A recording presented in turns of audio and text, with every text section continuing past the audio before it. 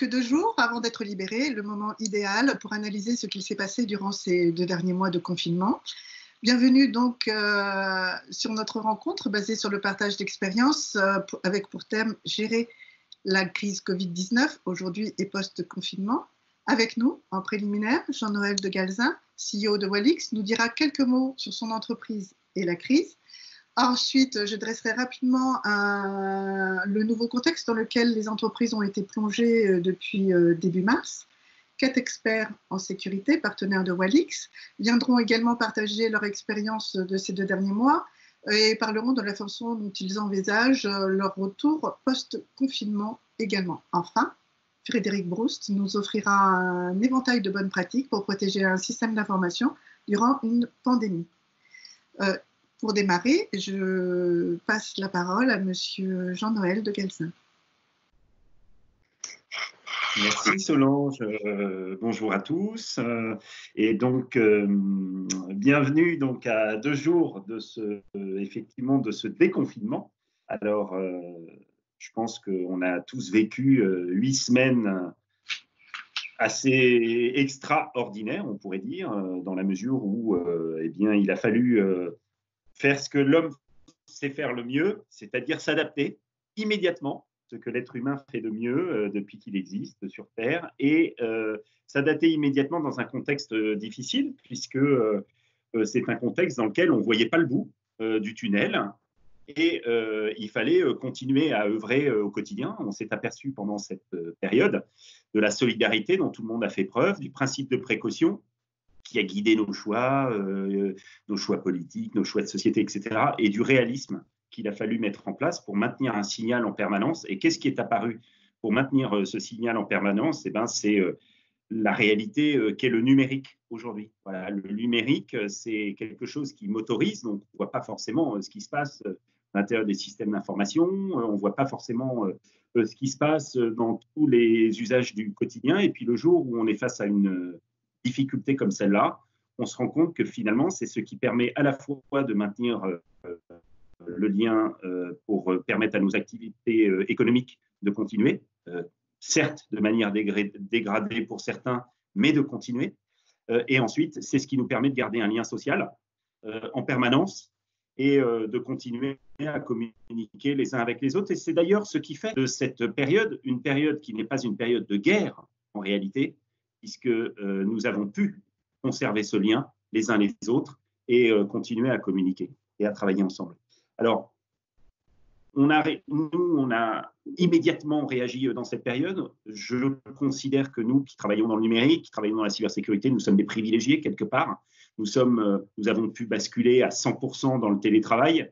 Nous étions préparés à cela. Nous avions mis en place des plans de continuité d'activité. Nous avions équipé notre entreprise comme il fallait. Nous avons un lien. Nous avons étendu ce lien de l'intérieur de l'ensemble des collaborateurs, mais aussi à travers des outils qui permettent de communiquer et de travailler ensemble avec eux, au service des clients, des utilisateurs. Donc, cette chaîne, nous l'avons étendue jusqu'aux utilisateurs.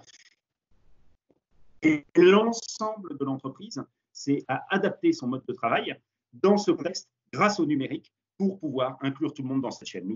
Du reste, est extrêmement soutenu. Nous nous sommes mobilisés dès le départ. Nous-mêmes, Walix, en mettant à disposition nos outils, notamment nos outils d'accès à distance pour le télétravail, la maintenance à distance, la maintenance des prestataires ou des collaborateurs en mettant des licences à disposition de tous les clients qui en avaient besoin. Ça a beaucoup réagi dans le secteur santé, dans les secteurs gouvernementaux. Dans différents pays du monde, du reste, on l'observe, puisque maintenant Walix est présente dans 10 pays différents et nos solutions sont distribuées dans 70 pays. Et ce qui est donc après cette mobilisation, nous avons mobilisé l'écosystème à travers l'écosystème Exatrust en mettant en place cette action de manière plus large, en étant en permanence au contact des différents ministères, des régions pour pouvoir mettre à disposition ces outils de la cyber.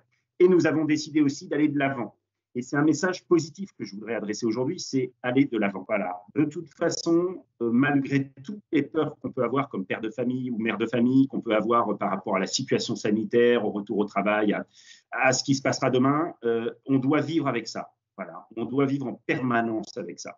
Nous, on a continué, on a ouvert des nouvelles filiales, une nouvelle filiale en Espagne, on a ouvert nos activités en Italie, on est en train de former et d'ouvrir en Arabie Saoudite, en Inde, en Australie.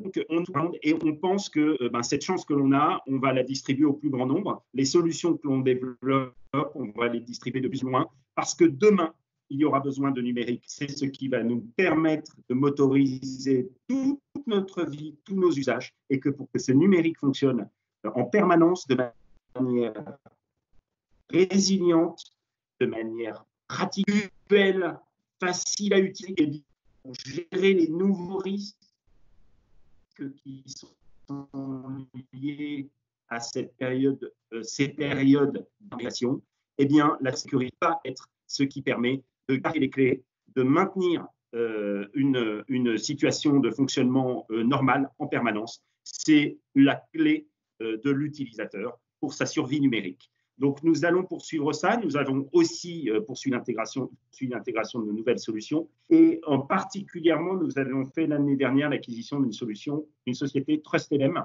avec une solution qui permet de faire de la gestion des identités en mode service, en SaaS, accessible par Internet, de fédérer l'accès aux applications en authentifiant les utilisateurs et en leur permettant, avec un seul mot de passe, d'avoir accès, quelle que soit la situation, chez eux, dans leur entreprise, à l'intérieur du réseau, ou depuis chez eux, ou dans les transports, ou partout où ils peuvent se déplacer, avoir un gestionnaire d'identité hyper simple à intégrer. Je pense plus que jamais que ce genre de solution qui va permettre de massivement déployer les usages du numérique avec flexibilité, avec agilité, par design, par conception, la cybersécurité embarquée, c'est l'avenir et c'est là aussi que nous allons dans les mois qui viennent, dans les années qui viennent, pour proposer, à l'image de la philosophie de l'entreprise, ces solutions de cybersécurité de plus en plus dans les usages numériques de nos clients, de plus en plus adaptées au contexte métier et avec cette cybersécurité, cette fiabilité, cette résilience dans l'utilisation. Voilà. Donc, c'est notre philosophie. Donc, nous sommes très engagés derrière ça. On a envie de distribuer beaucoup de positifs à beaucoup de monde. On va rester hyper mobilisés, quoi qu'il arrive. Les équipes sont restées 100% mobilisées. Nos partenaires sont là. Et on va essayer de dire avec nos utilisateurs, notre communauté d'utilisateurs, en essayant d'apporter du positif sur cette période de déconfinement, sur ce qu'on appelle la relance de chacun, la relance du pays, de la France, la relance de l'Europe. On va essayer de relancer auprès de toute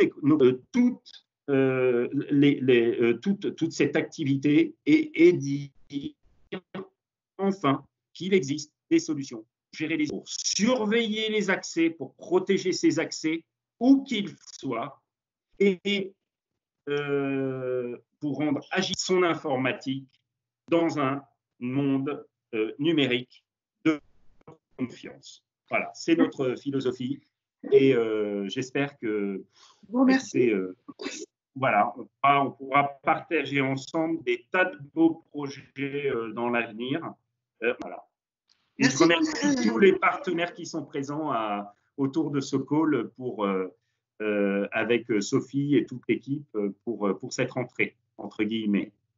Eh bien, merci Jean-Noël de Galvin pour cette note positive.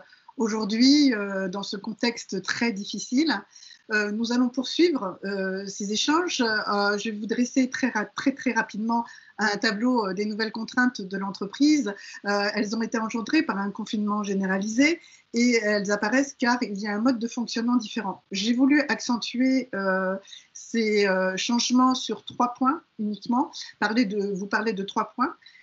Nouveaux et qui ont vraiment auxquels on fait face toutes les entreprises, les accès à distance, non pas l'accès à distance de quelques privilégiés, de quelques télétravailleurs, mais l'accès à distance aux données pour tous les départements de l'entreprise, la finance, la direction, la DRH, la DSI, naturellement, et également tous les métiers quand c'était possible, le support également. Tout cela a fait qu'il a fallu mettre en œuvre très rapidement de nouveaux moyens. Il y a eu beaucoup de nouvelles contraintes pour l'entreprise pour sécuriser tous ces flux de données, tous ces échanges de données. Le deuxième point important à noter, c'est que toutes les entreprises qui étaient présentes, qui ont subi ce confinement, n'étaient absolument pas prêtes et que beaucoup d'entre elles ont eu besoin de souscrire à de nouvelles applications tout simplement pour poursuivre leur activité. Alors, elles ont fait le choix de ces applications-là dans le cloud la plupart du temps. Également, parfois, elles ont pu accéder via leur système d'information quand cela a été possible, mais en mettant en œuvre encore également là de nouvelles sécurités. Enfin, le troisième point, c'était la poursuite pour poursuivre l'activité en groupe, échanger avec les employés, échanger avec ses clients, échanger avec ses partenaires. Nous avons remarqué l'utilisation intensive de plateformes de collaboration sur cette période. Alors, il ne faut pas oublier également l'opportunisme des cyberdélinquants qui ont profité de la crise Covid pour lancer de nouvelles campagnes. Vous allez voir apparaître sur le slide 6 juin que les cybermenaces se sont bien adaptées à la crise. La source, là, c'est le DHS, le CISA et le NCSC. C'est une analyse américano-anglaise des organismes officiels. DHS, c'est le département of Homeland Security, CISA, Cybersecurity Infrastructure Security Agency, et le NCSC, c'est tout simplement le United Kingdom's National Cyber Security Center. Donc, ils nous ont fait une synthèse que je trouvais très bien, qui rassemble tout ce à quoi les entreprises ont dû faire face, tout simplement la fragilisation de certaines infrastructures en raison du recours massif et très précipité, la plupart du temps, à de nouveaux fournisseurs de services VPN qui n'étaient pas toujours invulnérables, l'accroissement, tout le monde l'a remarqué, de courriels de phishing et de scams, toujours sous divers prétextes liés au Covid-19, la multiplication des enregistrements de noms de domaine que vous voyez sur le graphique.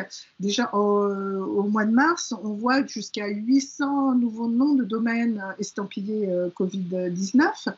Des attaques contre les réseaux d'accès distant, car ils ont été souvent déployés avec précipitation et mal configurés malheureusement, ou bien tout simplement les cyberattaquants ont exploité les failles déjà connues sur certaines plateformes. Vous voyez quelques noms de plateformes potentielles. L'apparition de vagues de phishing par SMS, elle était intéressante et vraiment très ciblée puisque les gouvernements ont tous communiqué pour soutenir la population et donc ces SMS se réclamaient d'un organisme gouvernemental et renvoyaient vers des sites web qui étaient totalement maquillés comme des sites gouvernementaux. Nous avons remarqué également une forte poussée des vols d'identité numérique via du phishing ou du super phishing. Et enfin, la vague d'infection par virus chiffreur. Vous voyez 2 exemples de ransomware qui sont donnés là. Donc, beaucoup de nouvelles contraintes, beaucoup de cybermenaces. Et maintenant, nous allons nous tourner vers nos 4 partenaires Walix, tous experts en sécurité, qui vont partager avec nous, qui vont partager avec vous, utilisateurs, la façon dont ils ont pu travailler, continuer leur activité durant cette crise. Je vais commencer par Nicolas Lucas de Cogital, qui après s'être présenté pourra me répondre à la question toute simple: quel impact a eu la crise, ce Covid, sur votre business, sur votre façon de travailler? Comment avez-vous pu poursuivre votre activité durant cette période, Monsieur Lucas? Bonjour à tous. Donc oui, je suis Nicolas Lucas, le directeur général de Cogital, l'entité cybersécurité du groupe Neosoft. Et pour répondre à votre question, donc quel impact a eu la crise du Covid sur notre business? Bon, il y a eu forcément quand même un impact. Déjà dans le cadre du télétravail, on a dû évidemment mettre en place le télétravail de manière généralisée. Alors on était quand même plutôt bien préparé chez Cogital, puisqu'on avait déjà beaucoup de collaborateurs qui travaillaient en télétravail, donc on avait déjà tous les outils nécessaires pour pouvoir le mettre en place. Nous avons eu un ralentissement de nos activités de prestation de services, notamment pour l'intégration ou le test d'intrusion, car même si beaucoup de prestations peuvent se faire à distance, certaines nécessitent d'être présents physiquement sur les sites de nos clients.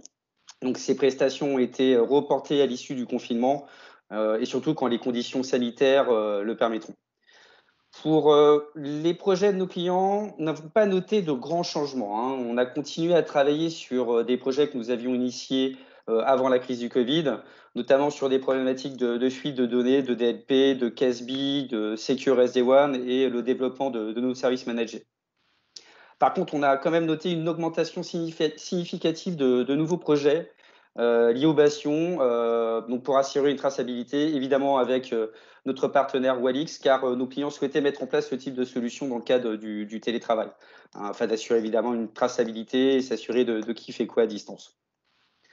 Pour nos clients, la priorité est évidemment de maintenir leurs activités et la mise en place du télétravail. D'ailleurs, on a vu un certain nombre d'éditeurs proposer gratuitement des licences VPN à des clients qui n'en avaient pas, et ce pour une durée de plusieurs mois. Nos clients ont aussi dû évidemment mettre en place des programmes de sensibilisation à la cybersécurité, car certains de leurs collaborateurs utilisent leurs propres équipements pour se connecter à distance au système d'information. Donc, il était impératif de leur rappeler les bonnes pratiques, donc mise en place d'un VPN, un antivirus digne de ce nom, une sensibilisation au phishing, enfin ce que vous avez évoqué justement il y a un instant.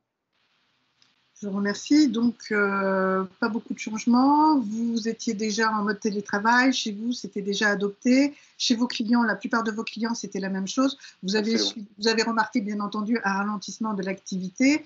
Et je vais me tourner maintenant vers Philippe de l'école, qui travaille chez Advance, qui, lui, a remarqué à peu près les mêmes choses. D'ailleurs, tous nos participants à cette table ronde ont parlé des mêmes choses, des mêmes demandes, des demandes au niveau de la sécurité pour les accès distants, des demandes intempestives, ou bien vous m'avez parlé, monsieur de l'école, du fait que vous aviez beaucoup plus d'audits de plateformes pour vérifier le dimensionnement et bien entendu prévoir des extensions vu les accès à distance massifs.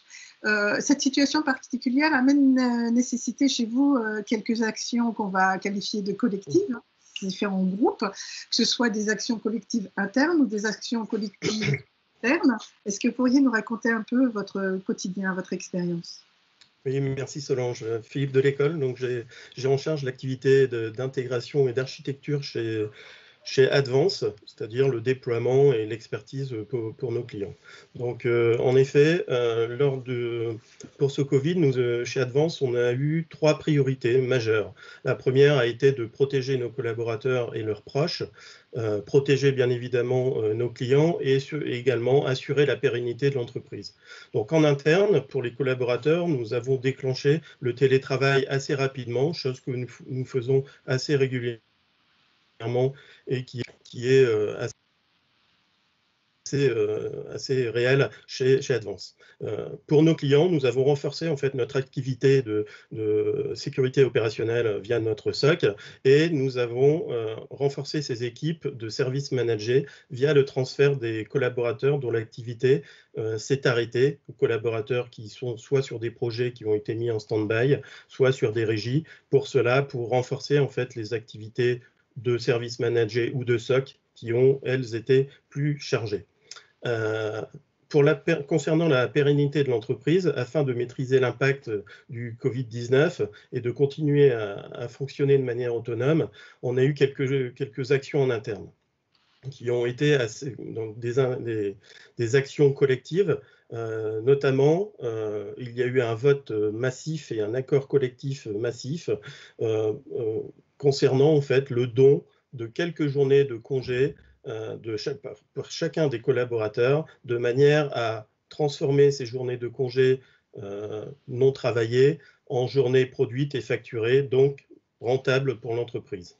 Et ce, sur 2 ans, 5 jours sur 2020 et 5 journées sur 2021, ceci afin d'éviter d'avoir recours au chômage partiel et d'avoir recours aux mesures étatiques mises en place par le gouvernement, car comme le disait Jean-Noël, nous sommes sur un secteur très privilégié. Ensuite, nous avons mis en place des événements collectifs de manière à éviter la solitude des jeunes employés qui sont assez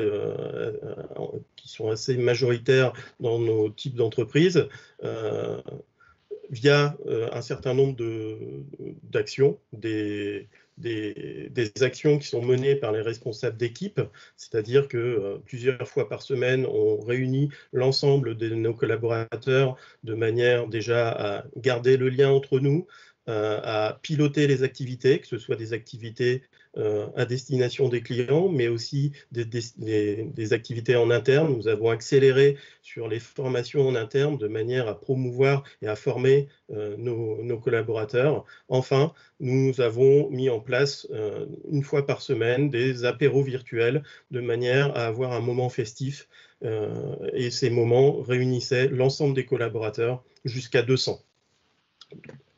Ensuite, nous avons également adressé l'externe de manière collective via nos partenaires technologiques.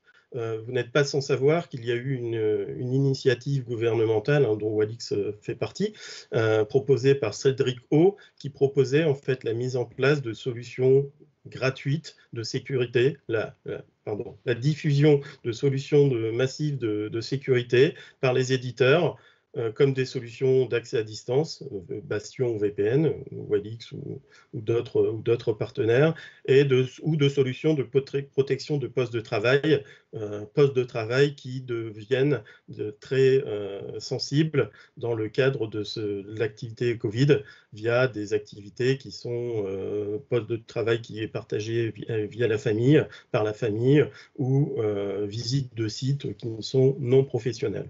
Donc en fait, nous avons travaillé avec des clients et des partenaires à la mise en place d'outils, au déploiement d'outils, notamment d'EDR pour les hôpitaux, de manière à protéger également les hôpitaux et les postes de travail. Ensuite, nous avons publié des kits de prévention et des rappels des bonnes pratiques, rappelant en fait les bonnes pratiques, ce guide ayant été diffusé via notre site internet et les différents réseaux sociaux. Je vous remercie pour votre intervention. Je vais me tourner maintenant de manière tout à fait virtuelle vers Frédéric Lelandais de Synetis. La période de confinement a nécessité beaucoup de communication chez vous et vous avez pour organiser les nouvelles méthodes de travail. La RH a communiqué avec les employés, la Synetis est obligé de communiquer avec ses clients et les clients ont bien communiqué également avec Synetis. Est-ce que vous pouvez nous parler un peu plus en détail de toutes ces communications pour voir comment on peut s'organiser dans une période telle que celle-ci? Oui, bonjour, donc Frédéric Lelandais pour Synetis. Je suis en charge de la practice identité numérique. Sur ce sujet de la communication, on a retrouvé deux grands points. Déjà, la communication de Synetis en tant qu'employeur vers ses collaborateurs, notamment mettre en place dès le début les prémices du confinement, le recensement de l'ensemble des personnes fragiles qui pouvaient être amenées à commencer le télétravail en amont du confinement. On a travaillé aussi sur un recensement des parents qui allaient récupérer leurs enfants à la maison et éventuellement devoir assumer le principe de maître ou maîtresse à la domicile et donc complexifier un petit peu l'activité professionnelle même lorsque le télétravail est autorisé. Et puis, s'assurer aussi auprès de nos collaborateurs que les personnes qui travaillent pour nos clients le font de manière sécurisée, selon nos principes, nos règles internes à Synetis, mais également selon les principes et les règles définis par nos clients. Donc ça, c'est la communication interne de Synetis. Ensuite, on a eu une communication beaucoup plus axée autour du client. Sur la partie communication avec le client, le premier point, on a eu une communication de Synetis vers nos clients sur différents axes.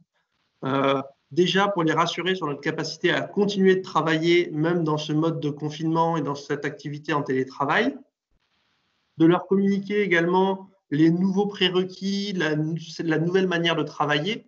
Typiquement, on ne peut pas envisager d'animer des ateliers de travail pendant 4 heures avec différents interlocuteurs parce que c'est très long, c'est très pesant en télétravail. Donc, d'organiser plutôt des ateliers de travail plus courts et plus nombreux pour être capable de s'adapter.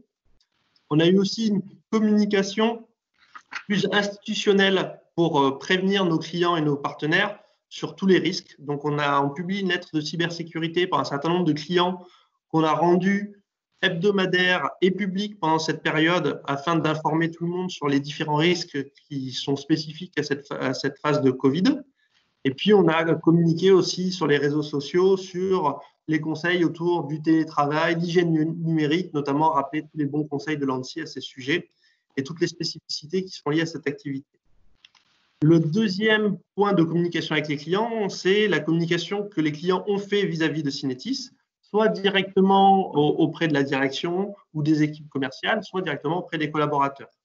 À ce niveau-là, on se rend compte d'une grande différence entre les très grosses structures qui ont eu une communication réellement institutionnelle, souvent portée par les services achats ou les services juridiques, en publiant très rapidement des guides, des méthodes, des grandes règles et les principes de mise en œuvre, les principes d'alerte qu'ils mettaient en place, et puis des structures de taille un peu plus intermédiaire, où la communication est souvent passée par nos interlocuteurs classiques projets avant de recevoir dans un second temps une communication un peu plus formelle des entreprises.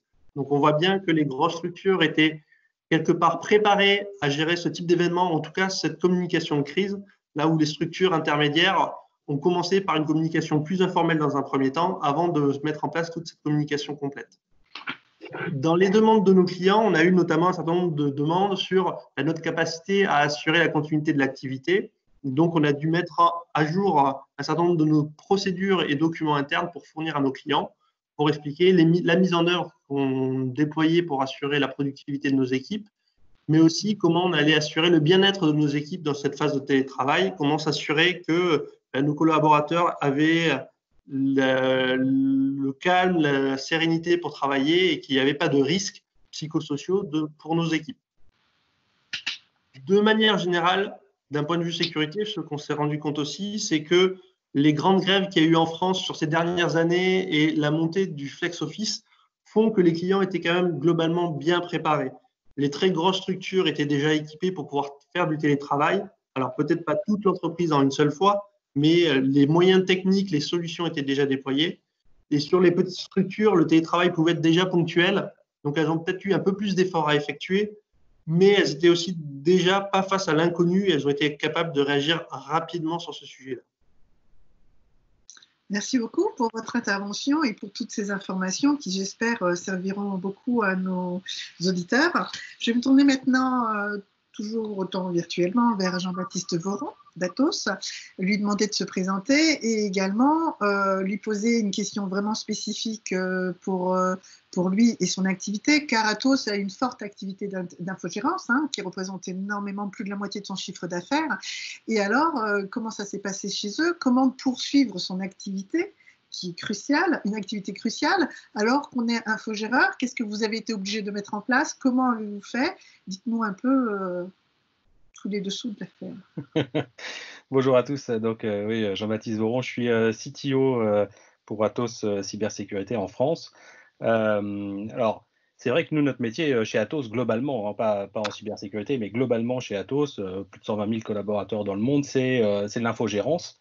Nos collaborateurs étaient plutôt bien préparés à cette crise. Alors, pas spécifiquement à cette crise, mais en tout cas, on avait tous les processus qui nous ont permis en fait d'aborder cette crise sereinement. On a plus de 30% de télétravailleurs, l'ensemble des collaborateurs équipés de moyens de connexion à distance. Donc notre adaptation, nous en propre, a été très rapide et très efficace.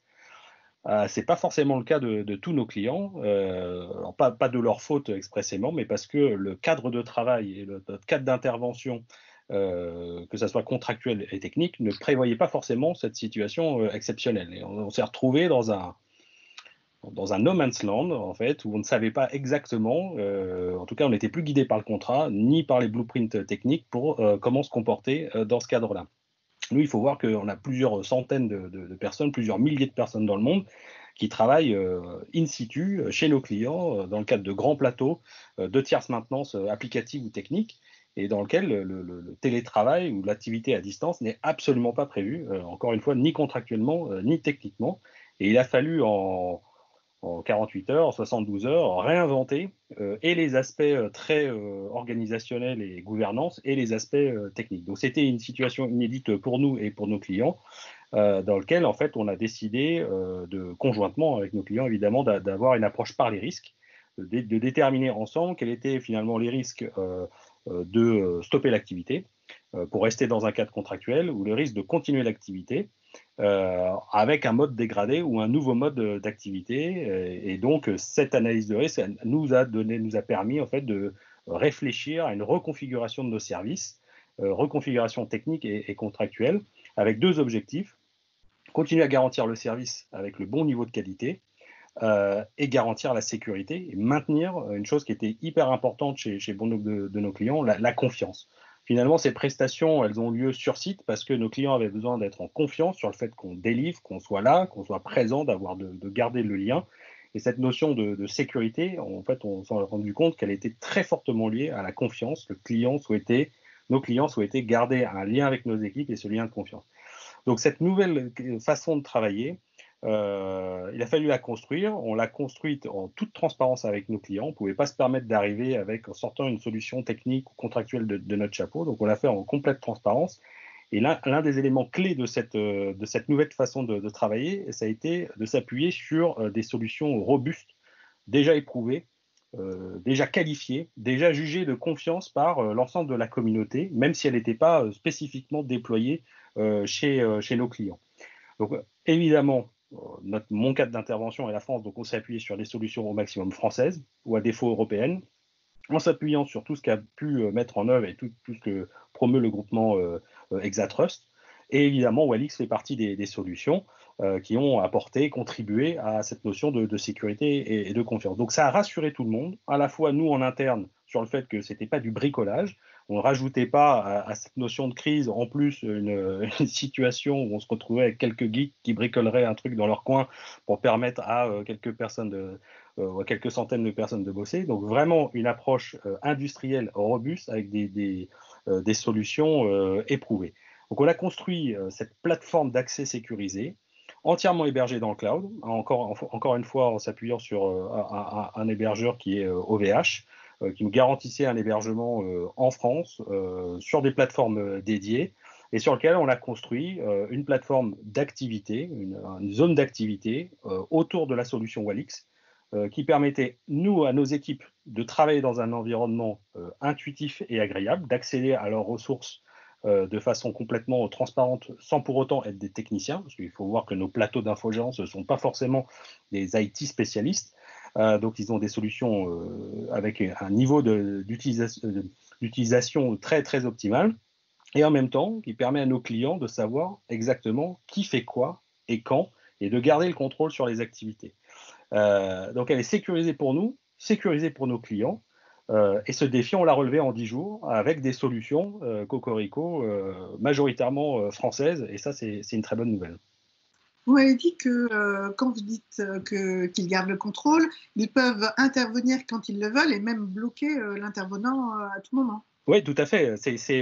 On avait vraiment besoin de reproduire ce qui se passe sur un plateau classique, c'est-à-dire qu'on voulait que le client puisse intervenir sur n'importe quelle session, à n'importe quel moment, et décider d'interrompre les activités de n'importe quel opérateur ou de rejoindre la session et d'observer ce qu'il fait. Donc encore une fois, le maître mot, c'est la confiance, la transparence. Et donc, on a offert à nos clients, sans avoir de déploiement spécifique à faire chez eux. Déployer un bastion, ce n'est pas forcément toujours hyper pratique, surtout quand on doit tout faire à distance. Donc, mais c'est de bénéficier de tout l'intérêt et toute la sécurité amenée par une plateforme bastion d'administration telle que Walix, et de pouvoir utiliser toutes ces capacités pour garantir ce lien de confiance et de sécurité. Merci pour votre témoignage. Nous allons poursuivre plus avant sur cette table ronde virtuelle et passer au post-confinement. Quelle stratégie, quels moyens envisagez-vous tous les quatre pour reprendre une activité dans un contexte normal chez vous et également chez vos clients? Je vais commencer pour le post-confinement par Monsieur Lelandais de Synetis. Quelle est la stratégie que vous proposez, vous, dans votre société pour accompagner vos clients à ce fameux retour en activité normale? Et d'ailleurs, parlez-moi du post-confinement, c'est la semaine prochaine ou plus tard? On ne sait pas très bien quand est-ce que vous déconfinez chez vous et d'ailleurs chez vos clients?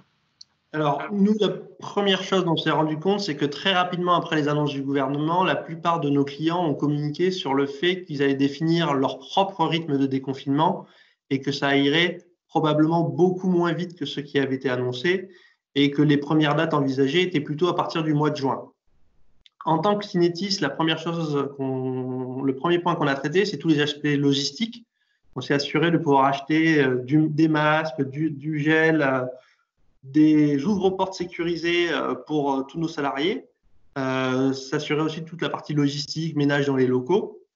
Et en termes d'organisation, on va mettre en place une première semaine pilote de retour au bureau pour évaluer les capacités dans les transports en commun, les capacités à venir en horaire décalé et les capacités à travailler avec les règles de distanciation sociale dans nos locaux sur une petite équipe.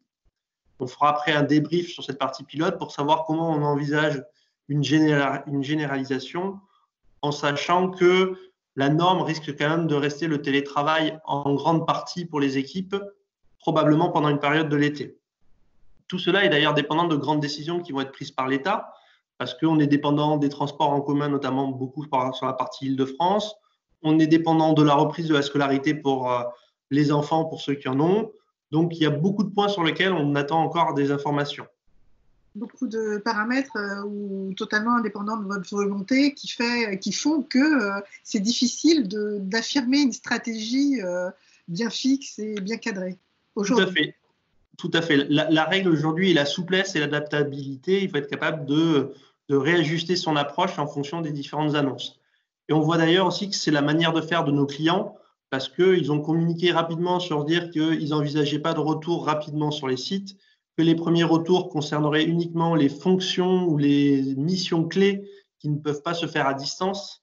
Et beaucoup envisagent un retour d'effectifs de 10% maximum sur le mois de mai et peut-être début juin, et même pas de retour complet des effectifs comme c'était avant septembre.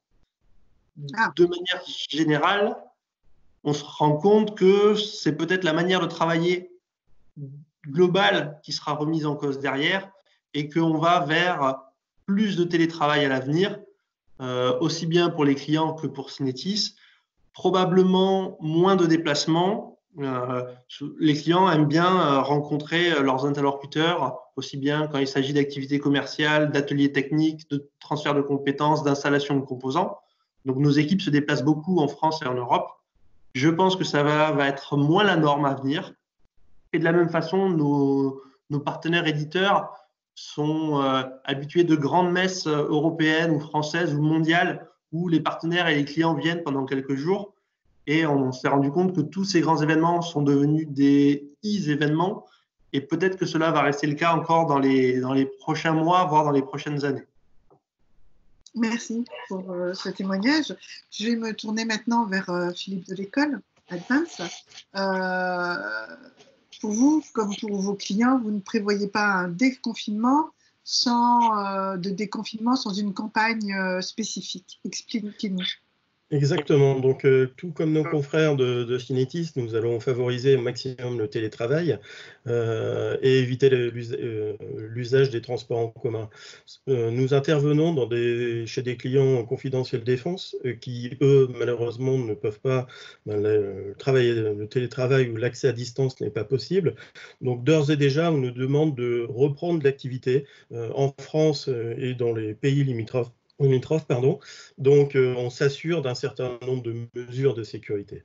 En interne comme en externe, on va accompagner donc nos collaborateurs et nos clients avec une offre de déconfinement. Cette offre en fait va être composée de différents volets qui vont consister à effectuer en fait un audit des postes de travail qui ont été très souvent partagés avec la famille et qui ont permis aussi, qui ont eu des accès à des sites qui sont potentiellement non professionnels. Et on va également auditer, on propose d'auditer les infrastructures qui ont été utilisées durant cette période de confinement afin de désinfecter les éventuels malwares et garantir en fait un environnement sain. Cet audit, en fait, est composé d'une partie technique, mais également d'un diagnostic sécurité qui vont permettre en fait d'analyser les infrastructures, mais également tous les appareils en provenance qui se sont connectés depuis l'extérieur. Les postes de travail, nous, on préconise surtout de ne pas les reconnecter sur le réseau de l'entreprise avant qu'ils aient été vérifiés afin de détecter toute anomalie, que ce soit des malwares, que ce soit des défauts de patching, que ce soit des défauts de sécurité. Enfin, il est également essentiel, comme on le disait tout à l'heure, on ne peut prévoir l'avenir, il y a beaucoup on ne peut prévoir l'avenir, donc il nous faut surtout aussi se préparer en cas de retour de confinement. C'est-à-dire qu'on a vu qu'il y avait pas mal de manquements, des difficultés sur des plateformes d'accès à distance pour tenir en fait la charge. Donc nous, on propose d'auditer, de renforcer l'infrastructure de télétravail, de sécuriser les outils collaboratifs, de durcir en fait tous les services qui peuvent être exposés, ainsi que les services cloud, enfin de revoir le plan de surveillance, SOC. Voilà ce que je pouvais vous dire. Vous allez intégrer votre expérience malheureuse pour tous de ces 2 derniers mois dans tous vos plans de continuité d'activité à tous en fait. C'est bien ça. Exactement.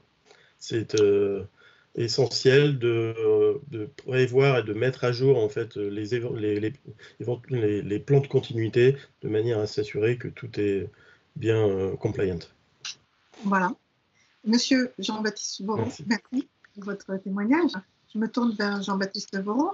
Vous nous avez parlé de tout ce que vous aviez mis en œuvre pour pouvoir faire de la e-régie et en toute sécurité, comme si vous étiez sur place.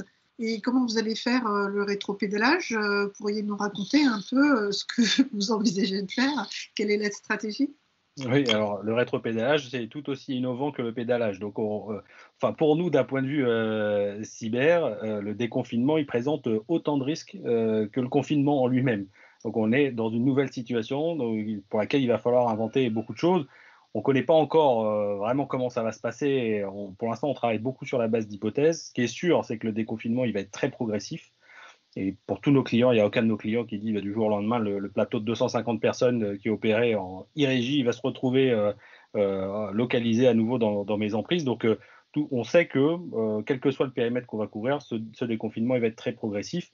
Et donc, les solutions aujourd'hui de travail, autant elles étaient élastiques dans le confinement, elles seront aussi élastiques dans le déconfinement pour permettre une transition en douceur. On les a prévus pour être maintenant, dans cette phase de déconfinement, pour être décroissantes en termes d'utilisateurs, mais on se garde aussi la possibilité de gérer un reconfinement. On n'exclut pas cette hypothèse dans laquelle les infrastructures devraient à nouveau remonter en charge pour récupérer la charge induite par un reconfinement. En tout cas, ce qui est sûr, encore une autre chose qui est sûre, autant que le déconfinement sera très progressif, c'est que le décommissionnement des plateformes, notamment des plateformes d'accès sécurisé, ce n'est pas pour demain. Et donc, on a prévu qu'elle persiste et qu'elle perdure pendant encore un petit moment. En parallèle de tous ces aspects techniques, on a évidemment tous les aspects contractuels. Donc, ça passe par, comme l'a dit Philippe, la partie révision de tous les PCA, révision de tous les contrats, réévaluation des engagements de service, des indicateurs de performance. Et il y a une grande découverte, ou en tout cas un grand principe qui a été, on va dire, découvert et mis en avant sur la plupart des comités stratégiques, comités de pilotage auxquels on a participé, c'est que finalement, on a bien travaillé dans ce mode-là et que globalement, le service a été délivré. Les résultats sont là et qu'il n'y a pas tellement d'indicateurs sur lesquels on est dans le rouge absolu. Et parfois, ces niveaux de résultats ont été produits avec des équipes réduites de moitié. Alors, ça pose beaucoup de questions. Alors, ce constat, il faut l'associer à beaucoup d'autres paramètres comme l'épuisement des ressources en situation de télétravail, un comportement de la société qui est aussi plus adapté à ce modèle-là. Mais on se rend compte que les gens ont bien bossé, les résultats sont là, avec des équipes réduites parfois drastiquement. Donc, il y a des économies IT qui se cachent là-dessous. Je lève le doigt là parce oui. que les équipes étaient réduites, elles ont bien bossé, mais vous ne nous dites pas si elles faisaient des 3-8 ou si elles faisaient leurs 8 heures tout simplement. Oui, tout à fait. Ça fait partie c'est une période particulière et autant sur la longueur de temps de travail sur la journée. Tout à fait. Il y a beaucoup d'autres paramètres dont il va falloir analyser les détails pour, au final, conclure sur le fait que est-ce que ce mode de travail il génère véritablement des économies ou pas. Mais la graine est plantée. Et aujourd'hui, il y a beaucoup de réflexions sur est-ce que finalement conserver un petit peu de ce modèle-là de travail ne serait pas bénéfique pour l'entreprise, ne permettrait pas de générer des économies. Et on sait que dans les mois qui arrivent, la notion d'économie va être hyper importante pour permettre à toutes les entreprises d'atteindre leurs objectifs fixés sur le semestre ou sur l'année. L'IT va être un des centres d'attention puisqu'on sait que les budgets IT sont plus ou moins élastiques. Donc, on sait que ces économies IT, elles vont être au centre du débat sur les prochains mois. Et donc, on va être très attentif à comment on associe cette observation immédiate de les résultats sont là à mais quelles sont toutes les autres conséquences de ce modèle-là de travail. En tout cas, tout ça pour dire que la pérennité… Quand vous parlez d'économie, ça veut dire réduction de personnel ? Alors, ça peut être réduction de personnel, mais ça peut être réduction aussi de tous les coûts d'infrastructure. Aujourd'hui, beaucoup d'infrastructures qui étaient on-prem, avec beaucoup de… Quand on parle de total cost of ownership, c'est à la fois le matériel, mais toutes les opérations et toutes les activités pour maintenir ce matériel en état de marche. Et finalement, tout ça, tout ce volume-là, on s'est rendu compte qu'il y a une partie des infrastructures qui pouvaient être externalisées, une partie des opérations qui n'étaient pas obligées d'être conduites sur site. Et ça génère des économies. Ces nouveaux modes de travail qui jusque-là étaient impensables pour des tas de raisons plus ou moins fondées, et on s'est rendu compte que finalement c'était possible. C'est pas pour ça qu'il faut abandonner tous les blocages, et il y avait beaucoup de blocages qui étaient pour de bonnes raisons d'un point de vue sécurité, maîtrise des activités, etc. Mais voilà, la pérennité de toutes ces solutions-là, elle va être au centre du débat. On a déjà beaucoup d'activités de conseils autour de comment modifier les schémas directeurs techniques pour intégrer les retours d'expérience suite à la crise et pour justement peser ce couple TCO et retour sur investissement et ROI de ces plateformes, car c'est a priori des paramètres qui sont très intéressants par rapport au modèle d'opération classique qui existait pré-confinement. Merci pour votre témoignage. Autour de Nicolas Lucas, maintenant, de nous raconter un peu comment sa société et même ses clients, ils ont dû lui en parler, envisagent le retour à la normale. Alors déjà, je rejoins ce que viennent de dire mes confrères. Effectivement, le déconfinement va se faire par étapes. On ne va pas retrouver une activité du jour au lendemain. Ça, c'est une réalité. Une autre réalité, quelque chose de très intéressant qu'a évoqué Jean-Baptiste, c'est qu'effectivement, on avait déjà vu beaucoup de nos clients externaliser leur infrastructure pour des raisons budgétaires. Et je pense que ce qui s'est passé va accélérer ce processus. On le voit bien vis-à-vis de nos clients, puisqu'on a de plus en plus, comme je le disais tout à l'heure, de demandes autour des problématiques de CASB ou de DLP qui sont liées généralement à l'externalisation justement de ces infrastructures. Donc ça, c'est déjà donc pour nos clients. Pour nous, il n'y aura pas vraiment d'incidence sur notre manière de travailler, puisqu'on était déjà habitués à travailler en télétravail. Et c'est quand même aussi une réalité chez pas mal de nos clients. Donc, on ne va pas changer de stratégie. On voit quand même une accélération de certains projets. Je parlais du DLP, du CASB. On travaille beaucoup, nous, sur les problématiques de Secure SD-WAN qui montent en puissance, et notamment tout le développement des services managés qui vont aider, je pense, considérablement nos clients à l'avenir. Ce type d'infrastructures Secure SD-WAN, elles prennent tout leur sens dans des situations exceptionnelles comme celle-là? Alors, c'est des sujets qu'on travaillait déjà bien avant la crise du Covid. On revient plutôt sur des contraintes budgétaires qui sont liées à des clients qui ne souhaitent plus forcément travailler avec des opérateurs qui leur proposaient des réseaux MPLS. Et là, vraiment, pouvoir s'affranchir de ces opérateurs, mais surtout garantir la sécurité. Donc, quand on parle de SD-WAN chez Cogital, on parle surtout de Secure SD-WAN. Donc, de mettre en place vraiment des solutions sécurisées pour permettre le SD-WAN. Et évidemment, nous, on propose de les manager ou de les co-manager avec nos clients. le SD-WAN, c'est aussi quelque chose qui introduit au sein des réseaux beaucoup de souplesse en fait en action, puisque vous pouvez d'un point propager en un seul coup des politiques de sécurité comme d'autres types de politiques, bande passante, etc. Absolument.